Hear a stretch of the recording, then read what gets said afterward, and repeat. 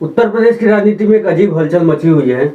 कोई सपा छोड़ भाजपा में जा रहा है, कोई भाजपा छोड़ सपा में जा रहा है, कोई कांग्रेस छोड़ करके बीजेपी में आ रहा है। तो पार्टी लोग नेताओं का छोड़ना पकड़ना पार्टी ज्वाइन करना तो लगा हुआ है।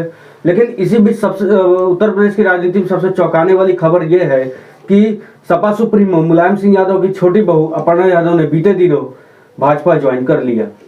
अब समाजवादी पार्टी के मुखिया के घर में कलह, ये कोई छोटी बात नहीं है।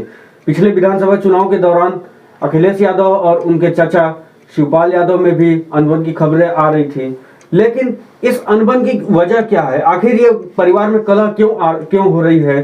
परिवार में कलह, अखिलेश यादव अपने पिता से आखिर क्यों नाराज पड़े हुए हैं, जबकि उनके पिता ने अपनी सारी गद्दी सौंप दी है, उन्हें सारी सत्ता सौंप दी है। इसके बावजूद वो अपने पिता से नाराज चल रहे हैं, अपने चाचा से नाराज चल रहे हैं। और तो और अब उनकी छोटी बहू ने भी भाजपा ज्वाइन कर लिया है।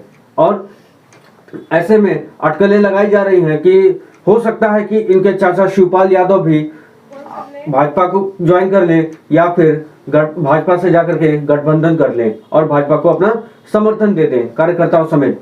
तो इसके पीछे की कहानी जानने के लिए हमें 40 साल पहले जानना होगा, 40 साल पहले के फ्लैशबैक में, कि जब मुलायम सिंह यादव युवा थे और समाजवादी पार्टी का गठन भी नहीं हुआ था। और 40 साल पहले यानी 1982 का दौर जब अखिलेश यादव मात्र 9 वर्ष के थे और उन्हें राजनीति का र और मोहब्बत का म नहीं पता था। तब इनके पिता प्यार में पड़े थे एक 23 वर्षीय युवती के, और उनकी उम्र उस समय थी 43 साल, हैंडसम युवा दिखने वाले। तब की बात यह है कि उस समय देश में कांग्रेस टूट रही थी। कहते हैं कि सत्ता किसी की भी नहीं होती है, आज हम हैं, कल वो रहेंगे, कल ये रहेंगे, परसों वो रहेंगे। लेकिन ठीक उसी तरह से उस समय देश में कांग्रेस धीरे धीरे टूट रही थी। पिछड़े वर्ग यानी खासकर यादवों का सपोर्ट मुलायम सिंह यादव को मिल रहा था। यादवों को उनके नेताजी मिल रहे थे, वही नेताजी जो कि 43 वर्षीय थे, युवा थे और बड़ी बड़ी मूछें रखने वाले थे। लाइफस्टाइल मैगजीन की रिसर्च बताती है कि भारत में 35 वर्ष से 45 वर्ष के लोग अधिक खूबसूरत दिखने वाले होते हैं। पुरुष महिलाओं की अपेक्षा में पुरुष 35 वर्ष से 45 वर्ष में काफी हैंडसम और स्मार्ट दिखते हैं। यादवों को उनके नेताजी मिल गए थे।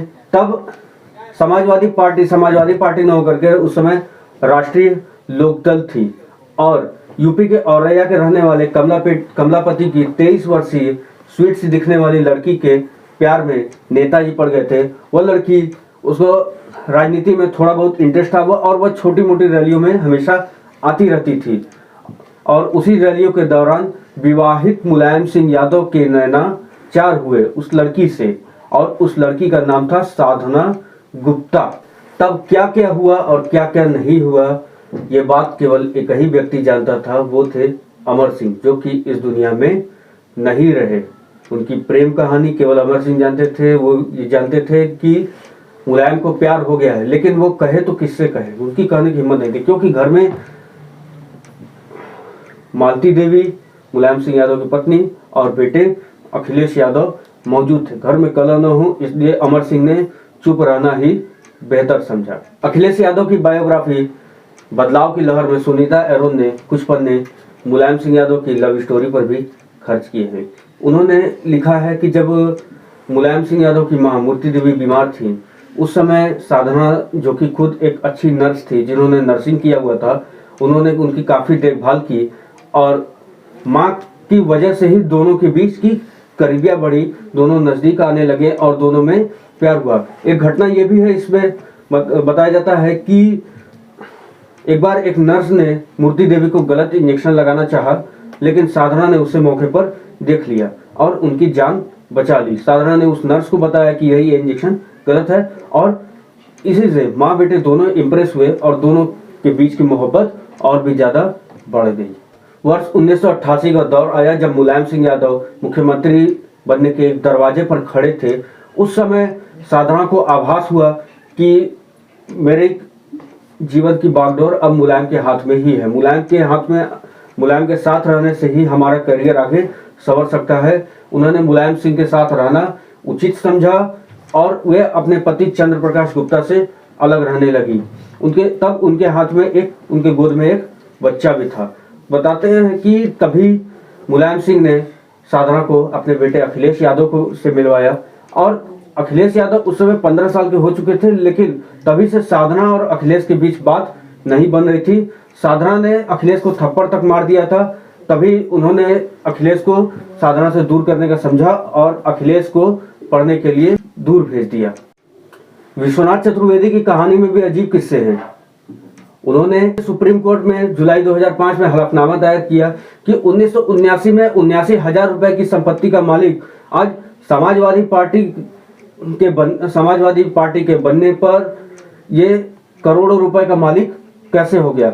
सुप्रीम कोर्ट ने यह स्वीकार किया और सुप्रीम कोर्ट ने जांच का आदेश दे दिया। 2007 तक मुलायम की जिंदगी के कई पन्ने खंगाले गए और सामने लाए गए और उसमें दिखाया गया कि मुलायम सिंह यादव की एक पत्नी और एक बच्चा और भी है। आज से नहीं, 1994 में प्रतीक यादव ने अपने स्कूल के फॉर्म में पिता के एड्रेस में मुलायम सिंह यादव का ऑफिशियल एड्रेस लिखा था और उसके साथ ही अपनी मां का नाम साधना गुप्ता और पिता का नाम MS यादव लिखा था। 2000 में प्रतीक के गार्जियन के तौर पर मुलायम का नाम दर्ज हुआ और 23 मई 2003 को मुलायम ने साधना को अपनी पत्नी का दर्जा दिया।